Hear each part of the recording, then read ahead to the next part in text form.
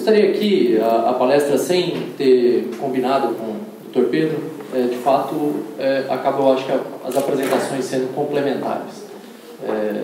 Acho que se eu pudesse resumir em uma palavra, o Dr. Pedro comentou, acho que destacou a importância de se ter os investimentos e o quanto estamos atrasados em relação a esse nível ideal do setor portuário. Enfim, estamos com uma defasagem considerável.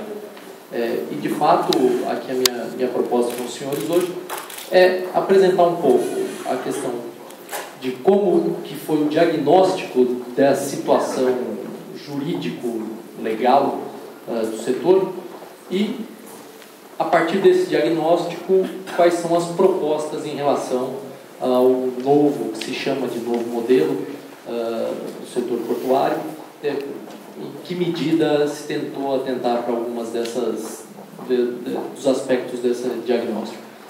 Lógico, como sempre, enfim, a gente tem que fatiar os problemas e tentar atacar as suas fatias, né? Sempre temos os problemas, às vezes, são maiores do que a nossa capacidade de lidar, e aqui foram feitas escolhas, como em qualquer setor que passou por reformulação, e o próprio setor lá em 93 passou por uma reformulação. Enfim, aqui são ajustes, o ganho, sempre a perspectiva é de um ganho marginal, ou seja, a gente tenta sair de uma situação mais pior para uma menos pior, e esse é o intuito. Então, aqui com a nossa apresentação, basicamente, gostaria de dividir a apresentação rapidamente, sem ocupar muito tempo dos senhores, em 3 grandes blocos. A questão dos aspectos importantes do setor portuário, isso como pretensiosamente um pequeno diagnóstico da situação que fez com que tivesse a proposta de novo modelo. Passando para curtas palavras sobre o que vem a ser os pontos essenciais desse novo modelo e, por fim, onde estão os pontos de debate sobre essa proposta que foi feita.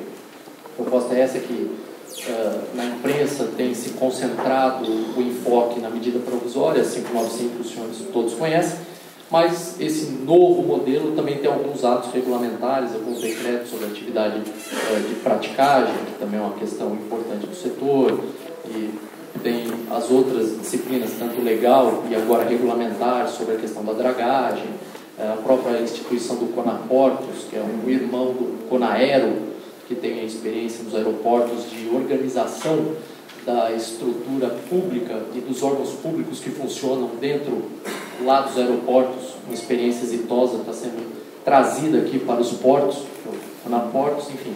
Então, vamos dizer, esse pacote proposto pelo governo, então, é composto da medida provisória e alguns atos regulamentares.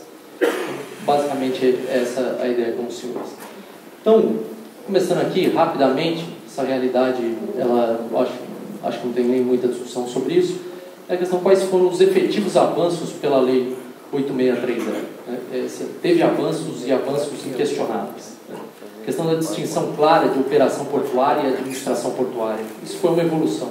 De fato, de se destacar isso, que não era uma divisão clara antes da lei lá em 93, de fato foi um grande avanço promovido pela Lei 8630, e esse destaque foi feito para justamente, na operação portuária, poder ter um investimento privado maciço. Então se destacou as atividades para dizer que uma delas, que é a operação, se teria uma atuação privada preponderante. Então, basicamente, eu acho que esse é um avanço inegável e não podemos retroceder em relação a isso. Também a questão dos portos organizados, né, teve essa abertura e consolidação dos investimentos privados dentro do porto com a institucionalização do arrendamento. Eles já existiam, é bem verdade, os senhores que estão no setor há um bom tempo, sabem que os arrendamentos já existiam anteriormente à Lei 8630. Só que era num sistema, vamos dizer, precário, né? Não tinha uma institucionalidade legal para se subconceder, para usar o termo próprio que os juristas usam, mas que no fundo é o arrendamento, subconceder espaços dentro do porto público. Essa institucionalidade veio com a Lei 8630. O regime anterior, se tinha os arrendamentos, até a própria legislação emprestou isso com a denominação arrendamento dessa sistemática anterior, tinha quase uma noção um pouco mais privada do que é hoje o contrato de arrendamento, mas se teve e foi um dos grandes avanços essa institucionalização do arrendamento ou essa subconcessão. E também a questão de abertura para os investimentos privados em terminais de uso privativo, que todos os senhores conhecem, que é a denominação que é usada pela Lei 8630. Agora, o novo marco é terminal de uso privado, mas a concepção, o instituto sendo o mesmo.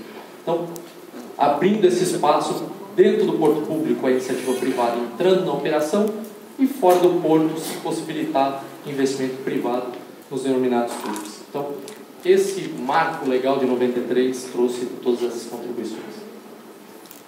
Aqui, basicamente, só uma questão institucional para destacar para os senhores a questão como é organizada a concepção no modelo da Lei 8630, em que a ANTAC também estava vinculada ao Ministério dos Transportes. Isso gerava alguma distorção no tocante a competências, sobreposições e alguma ineficiência na alocação de competências do próprio modelo, não do ponto de vista dos órgãos, na atuação específica dos órgãos, mas na própria configuração institucional. E o novo modelo procurou também dar uma resposta e uma reorganização em relação aos órgãos. Aqui, desse quadro, que me parece mais importante, só a questão da CEP, que teve a competência, ela foi criada, teve essa competência sobre os portos marítimos e tinha a própria ANTAC vinculada a um outro ministério. Isso, de certa forma, um ajuste que foi considerado importante em relação ao regime anterior. Aqui um gráfico que é comum só para os menos familiarizados com a matéria, todas as formas de exploração dos terminais.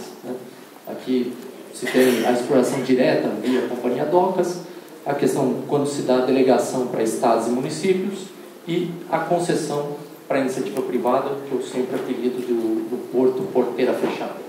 É uma concessão muito similar às outras concessões dos outros setores. Concessão de aeroportos, por exemplo, concessão de rodovias, concessão de linhas de transmissão, tem essa lógica de você conceder o empreendimento inteiro. Seria aqui o similar no setor portuário a essa concessão à empresa privada. Ela é a concessão típica, ou porteira fechada, como costumamos lá denominar. Então, basicamente, essas são as três formas de exploração dentro do porto público. E sempre em todas essas concepções, podendo ter os arrendatários vinculados a esses títulos, a esses exploradores. E no terminal de uso privado, temos lá o TUP exclusivo e o TUP misto.